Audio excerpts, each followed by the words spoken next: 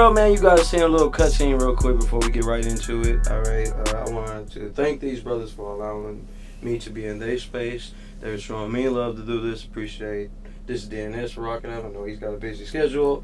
This is a part of my dream and goal, and I appreciate you guys blessing me with this. Okay, how you guys doing today?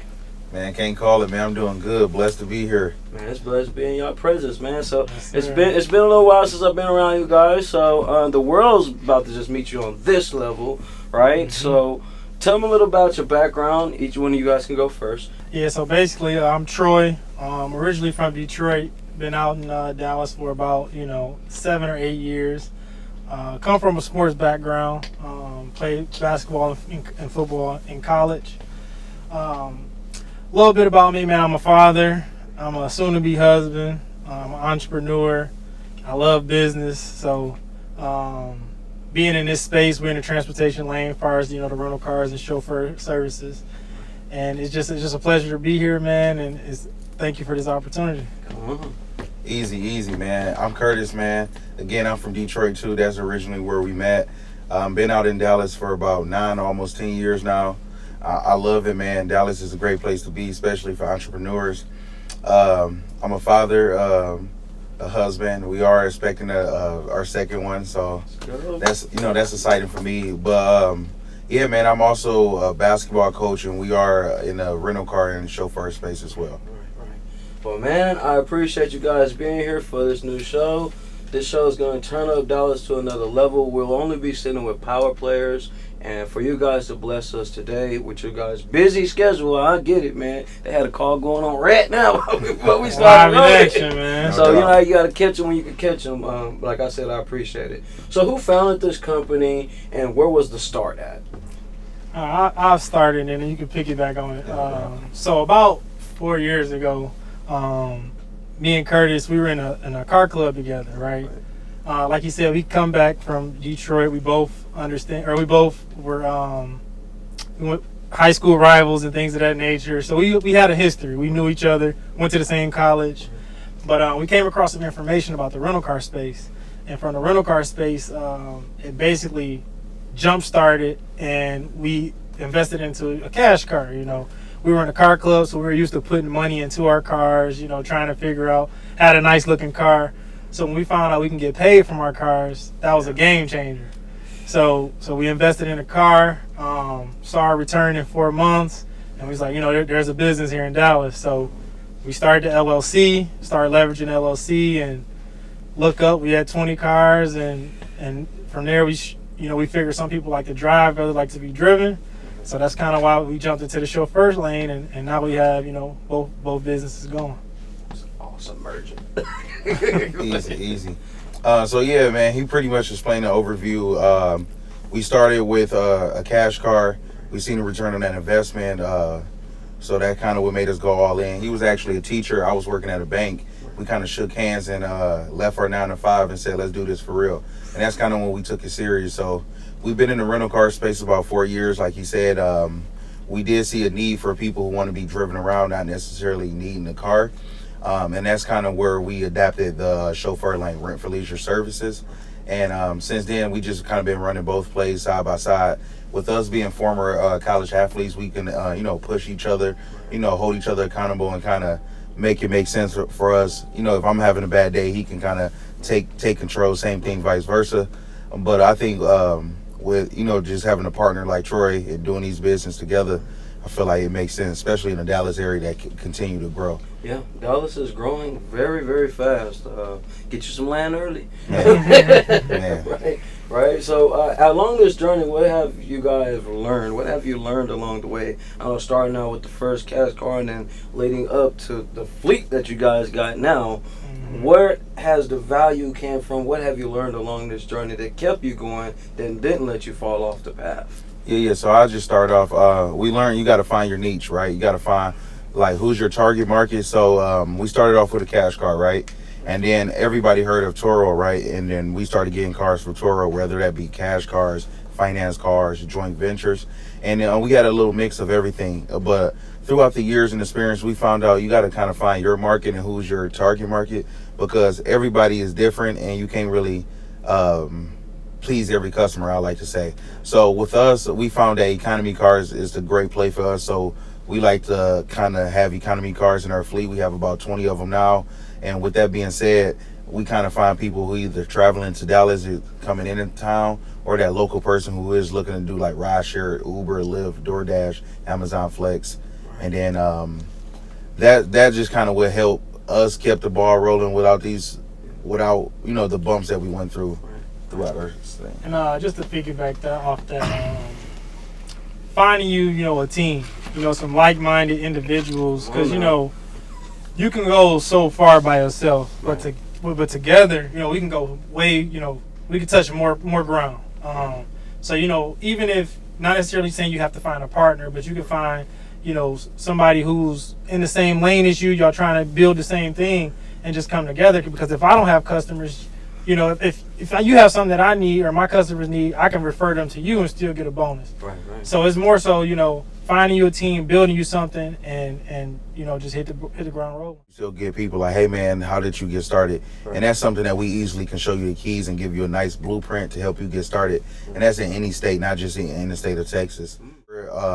Again, that's on the side. We really don't promote that as much now, just because we do understand, the times have changed. But although that you don't promote it, you still teach it and Absolutely. lay down the facts. Mm-hmm. Yeah, and it's not for everybody. I was going to say, that's what we have to find out. We really vet people out. That's another reason we don't promote it. We don't really have a link you can click and just book our mentorship no more, just because we want to make sure that you're serious, make sure you want to do it for the long term, because we have found some people say they want to do it, or may have a spark to do it for 3-4 months, and then 9 months from now they have a whole different business or game plan, which is okay. Right. So that's just kind of why we take our time a little bit more with the academy. That's smart. Hey, lesson learned, guys. Go ahead. Yeah, because we understand. People like to work for themselves. People want to be entrepreneurs, but it's not milk for everybody. Everybody is. You have to have a different type of grind and hustle, because some days it's real good, some days it's not so good. Yeah. But it's about how you battle through those times. But we also have a chauffeur company, so we're always looking for drivers. Somebody's trying to make some extra money. Part-time, full-time. We do have opportunities for them to drive. And if you want to dive into that, call us. We'll get you an interview and see if you're a good fit. And Correct. Gotta come right, because we're dealing with some high level people. Yeah. Absolutely. Yeah, and that's awesome, man. I always like to ask what opportunities that people can get from power players. As I said earlier, this show is all about sitting with power players, people that others can watch and be like, damn man, one day I'll be able to connect with them and build my idea, build my thoughts, and you guys can be the asset for them. 100%. Give you mind giving me a quote that you guys live by, each of you guys?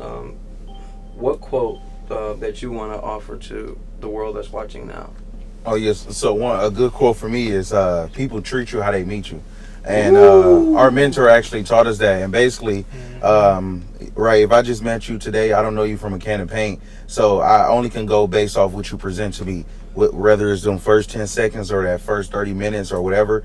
So I always say try to lead by example and give off that good first impression, because that way, especially in business, next time you come around, if you gave off a good impression, now that person might vouch for you even the second time they met you, just because the first one. But if you start off with a bad taste in your mouth or rub somebody the wrong way, you may not even be that person. You might just had a bad day, but that might just stick with you as far as your reputation. So I try to use that in all aspects of life. Make sure that I come correct when I meet people, and make sure that I give people that common respect. Nice. Yeah, mine would be there's no growth without works, man. You have to be willing to put that work in anything that you do, whether it's business, relationships, anything that you want to be successful in. You have to put the work in, whether that's posting, whether that's going to those mixers, going to those networking events. Yeah. You can't just wake up one day and say, hey, I'm successful, or wake up one day and say, hey, this is what I want to do. It's going to take a time frame. Like, we've been doing this for 4 years straight. Yeah. No stopping, and we're still reaping the benefits of it. We're learning, we're meeting people every day, meeting different, being put in different scenarios, but you won't know what to do unless you're in that situation. Right. So you have to put the work in every day. that is the key. Like what both of you guys have said, and something that people should apply. I remember one of our first sit downs. There's something that I took from you guys is you can read all day, but if you're not applying the information, you're not doing it no justice. I never forgot that, and I apply that to my life daily. There's a reason why everything that's happening now is happening because I've been applying the information. And I'm applying it the right way. That's the reason why I'm sitting by you in front of you guys, right? I mean, let's just be honest. It's not like everything's gonna be great all the time. But that's what makes you appreciate it when it does go great. When you do get them super busy days, and oh man, our car's gone. You waited too late, and we want them days every day. Right. Absolutely. Right. Why wouldn't you? Right. So what's some of the guests you guys get that want the chauffeur services? What things like? I think I saw some prom stuff in there too. I think for a while. I've been following a little bit. So as far as the services, we offer airport transfers, corporate events, regular events, birthday parties, proms, graduations. If you're a company having like an outing, if your kid is having like a Sweet 16, we do sporting events again, Cowboys, the Rangers, I've been the saying Stars. y'all doing them tickets for the Mavericks. The Mavericks. Corporate contracts. Any of those corporate companies out there, we love to offer our services. Yeah, absolutely. So, those are the services. Now, as far as the type of guests, I'll let Troy kind of dig in. Yeah, so we accept everybody, we have some business professionals, we have some actors, a couple athletes, and even just your regular, mom and dad. Like I have a family that literally books me for, pick the kids up from school, book us for, that's awesome. taking the kids to the doctor appointments, all different type of aspects. So whatever, we like to cater to the client. So if you need us on multiple occasions, you need us for multiple hours, we'll basically be there to, fulfill those needs. Right. I mean, that lets the public know that you're accessible and not where you just can't be reached. And you have to be on a certain list to be able to get time with you guys. That's awesome. So, let me ask you guys this. Through the journey, through the building, we've learned to overcome disfits. We've learned to build and network with others.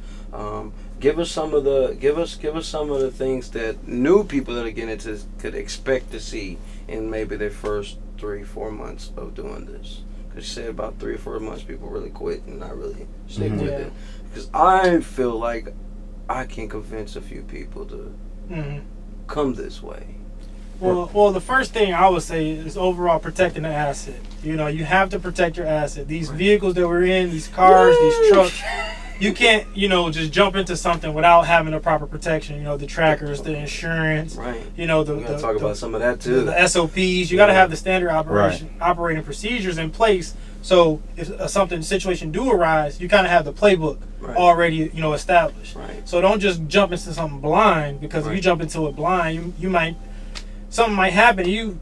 Whole world just might blow up, and it's like this is too much for me. This was great. That's why I was like, how do you guys maintain all the vehicles? That was one of my questions that was coming up. So how do you guys manage to stay on top of it? I mean, I can figure you guys are going and going and going and going. Do you got like a contract deal with a mechanic person, or I mean, that would be great. Do you got anything like that? Something I can bring some people to. On this show, I want to be an asset for who sits down. So if I can make a list of who I need to go hunt down, I'm getting to hunting.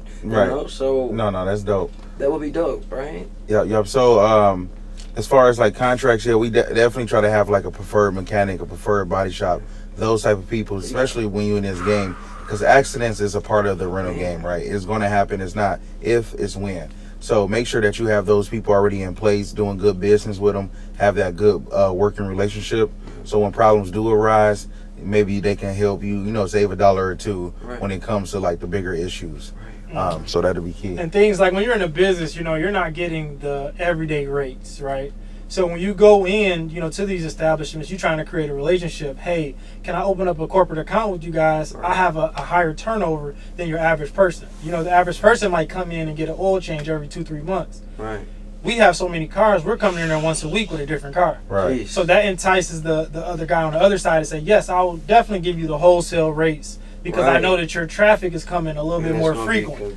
So it's all about creating those relationships and having the right people in place, because like he said, it's not a matter if, it's about when. So long as you're prepared to have those things in place, it's basically making one phone call. Hey, I have this car that needs to get looked at. Right. When can I get in? When can I get out? Boom. Because we're on a time schedule. You know, Time is money, especially in this business. with being in the business, you know, you gotta make sure that everything is going bam, bam, bam. Right. Me and this guy, we talk every day, multiple times a day. Right. So, Oh, wow. so I mean, that's the kind of work that it takes, because you can't just, you know, put your phone on do not disturb and say I'm taking a day off. Not You as an know, entrepreneur. it doesn't work like that. So Right. that's why when I go back to saying, you know, having the right team in place, because if you have somebody who's not, you know, acclimated or who's not understanding, Right. it kind of causes friction. So Right. you want to make sure that you have the right things in place. That way, when it is time to move, Right. we're all on one accord. Communication is key. Man. Well, that, on everything, on everything. Absolutely. So, how did you guys come to pick out what certain cars? Like, how do you know what to pick? Like, how do you guys know what cars to pick? I know you say economy is the main thing for rolling on that side. So, Yeah. do y'all just like, you know what, we're gonna go with this, or is there a system in play to why you? Yeah. So we have to develop a system because, as you know, man, we had economy cars, we had luxury cars, we had Audis, drop tops, BMWs, Mercedes. Fleet. We had, we had them all, right? So we kind of had to pick what worked for us. And then to answer your question, we kind of pick cars. We kind of have a requirement. It must have a certain amount of miles, must be a certain year. And then we try to get these specs, get all the specs like checked off. And then if it does make sense, we get it. And then the economy car is just easier for us, honestly. Again, there's so many different niche markets you can work in. As far as the rental cars, you can do all exotics, all luxuries. I know somebody who do all Teslas, right? So you can just kind of find your target and kind of attack your target market, which is great. But we just find the economy cars is easier, and then now we can scale up a little bit quicker, because if you got 20 economies, it's not unrealistic for us to say we can have 40 by the end of this year. Now we had 20 luxuries or 20 exotic cars. It might not make sense to scale up to 40 by the end of this year based off your clientele. Right. So with the economy cars, we kind of can control our market and can, drive the price up if we need to, or drive it down if we need to. Right. Can I give him a little sauce? Yeah, Come on, give them a give little them something. Give him a man. little sauce, man. Power players talk on to this show. All right, so like you said, find your niche market, right? You know, we're in a market where we're getting economy cars, and we're renting these out, having them out 30 days out of 30 days. Yeah. And the way we're doing this is we're renting them out to Uber and Lyft drivers. Easy. That is our niche market. That was the call earlier. That was our niche market. You know, we're finding those people who want to work, because, you know, their success or your success is solely determined on their success. If they're successful in doing what they do, we're going to be successful in doing what we're doing. And because that is awesome, because I didn't even think about that. I'm thinking hunting down how many people we can tap in. Yeah, that's actually helpful for those that may not even have a car to even do that, huh? And I'll give you one better. So just to kind of break it down, let's say he has an economy car, right? Let's just do simple numbers. Yeah. He's doing $400 a week on his car. Right. He's making about $1,600 a month, and I got a Mercedes Benz, and I'm doing about $300 to $400 a weekend. But we're making about close to the same amount. He got an economy car, a Camry. I got a Benz. Yeah. Only difference is he got one person in that car all month long. I got to at least do 3, 4, maybe 5 check-ins and check-outs. So that's 5 different people I got to hand over my keys to. That's taking the risk factor up tremendously, because those are 5 different drivers who got different driving styles. Whereas he got the same driver for the whole month, and his driver might have it 3-4 months, whereas my driver's having it 3-4 days, bringing it back. Now I got to repeat that process over and over. And I got a nicer think about car. the price of the car. Yeah. Man, the maintenance. I got a Benz, he got a Camry. We making around the same amount, and I'm working way harder. Yeah. My car will be paid off in 8 months, 7 months. Yeah, so that's just kind of to break it down and kind of make it make sense as far as numbers why we went that way. Because like I said earlier, we had the Jags, the Audis, the Benz, the I remember BMWs. the post. So it looked cool for the internet, right? But once you Let's start go. doing the numbers and you playing a long game, because some people get in it just to get a car for free, which is cool. But we playing a long game. Like I said earlier, we quit our jobs to do this.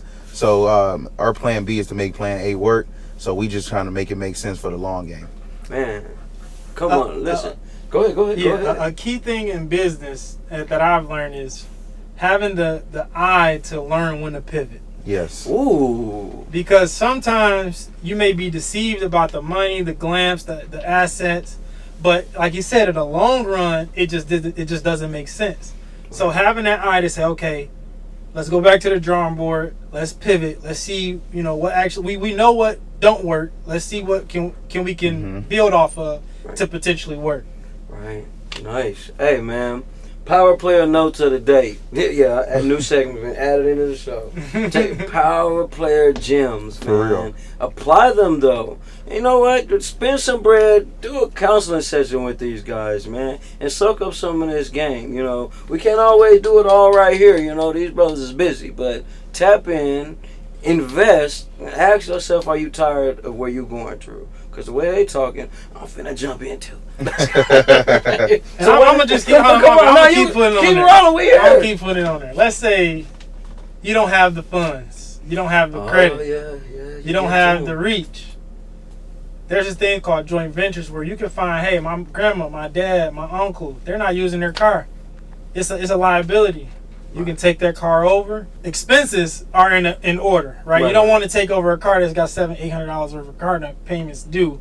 But if the expenses are in a good area, you can take that car over and without even owning it, without even putting any money into it, and you can rent that car out. Now there's steps in between there, right. But that's the general overview. Okay. That's what's up. So let me ask you guys this: what haven't I asked you that you want the world to know about your business? Oh yeah. So the name of our business is Rent for Leisure, right? So we pretty much at your leisure, whether it's a rental car, whether it's a chauffeur service. So in the transportation service, we want the world to know, like, whenever you're in the Dallas-Fort Worth area, I want you to think about Rent for Leisure, or whatever your need is. Even if you don't need a car for a full day, even if you need a photo shoot or something like that. Right. That's kind of what I want us to be known for in the Dallas market, and I want to lead with value, and that just start with customer service. Make sure we please the customer and making sure that we step with our best foot forward first. That's kind of what we want our reputation to be.